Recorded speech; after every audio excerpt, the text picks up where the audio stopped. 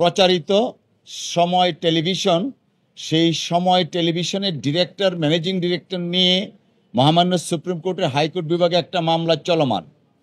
এই চলমান মামলার মধ্যে সময় মিডিয়া গ্রুপের চেয়ারম্যান, যিনি বর্তমানে কারাগারে আছেন, সাবেক আইন প্রতিমন্ত্রী কামরুল ইসলামের সহোদর ভ্রাতা, ওনার নাম হচ্ছে মুর্শেদুল ইসলাম, তিনি সময় টেলিভিশনের চেয়ারম্যান। আরেকজন হলেন সময় টেলিভিশনের এমডি শম্পা রহমান, যিনি সিটি গ্রুপের, বাংলাদেশের বিরাট এক শিল্প প্রতিষ্ঠান সিটি গ্রুপের ডাইরেক্টরও বটে। এই দুইজনের বিরুদ্ধে আজকে মহামান্য সুপ্রিম কোর্টের হাইকোর্ট বিভাগের মাননীয় বিচারপতি ক্রিমিনাল প্রসিডিং ড্র করার জন্য নির্দেশনা দিয়েছেন।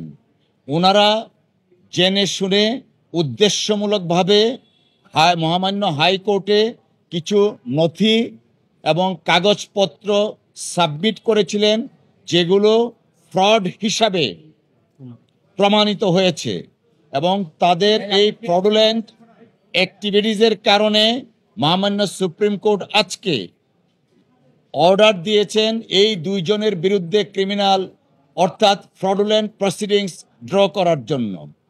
একজন হলেন কামরুল ইসলাম, যিনি কারাগারে আছেন, তার সহোদর মুর্শেদুল ইসলাম, যিনি সময় টিভির চেয়ারম্যান।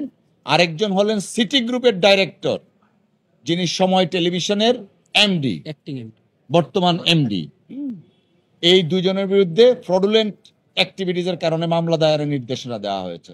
আচ্ছা, ওনারা যেটা করেছেন এটা fraud in the highest level, অর্থাৎ একজন এমডিকে তাকে অব্যাহতি দেওয়ার জন্য ওনারা তথাকথিত কিছু চিঠি ইস্যু করেছিলেন।